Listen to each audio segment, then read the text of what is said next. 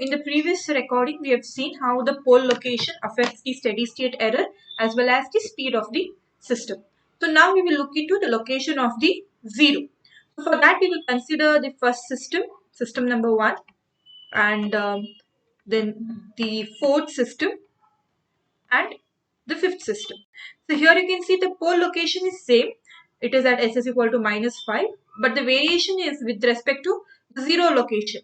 So initially it is placed at 2, that is -2, -3 and -1. So I've taken. So 0 is located here, -1, -2 and -3.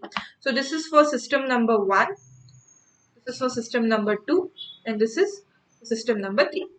So you can see that the steady state error, sorry, I'll repeat, this is not system 1, 2, 3, it is system 1, system 1 and system 4. So -3 is system number 4 and this is system number 5. Okay, so with that, the steady state error of system 4 is greater than, sorry, not greater, it is smaller than steady state error of system 1, which is smaller than steady state error of system 5. So you can see that as we move towards the j omega axis, the steady state error increases.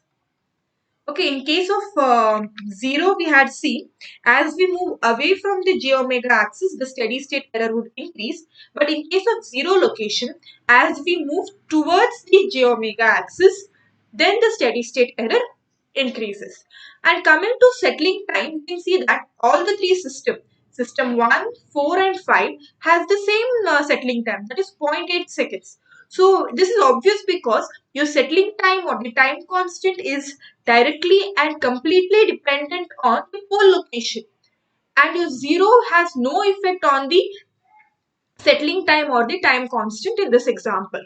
Okay, so your time constant remains unchanged by the position of the 0, but only thing is we can see that in order to get lesser steady state error, your pole has the 0 has to be located away from the j omega axis. So with this, I'll write the second inference. The second inference is as follows. Okay, with the as the 0 location, as the 0 location is placed away from j omega axis, that is towards left,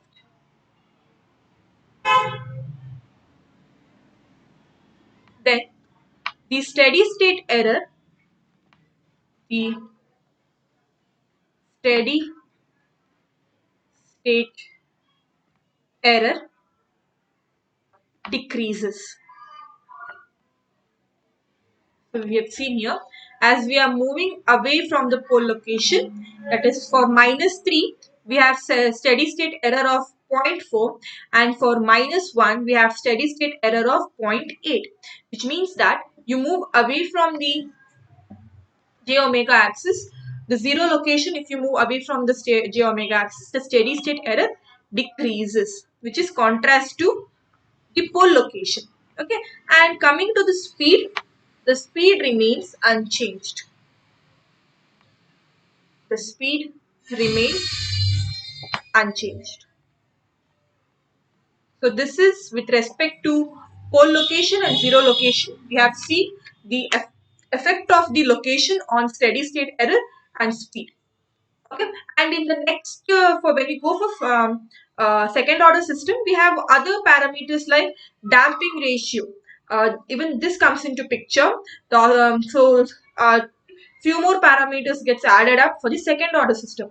But when it comes to first order system, these are the only two things that we have to keep in mind. Okay, thank you.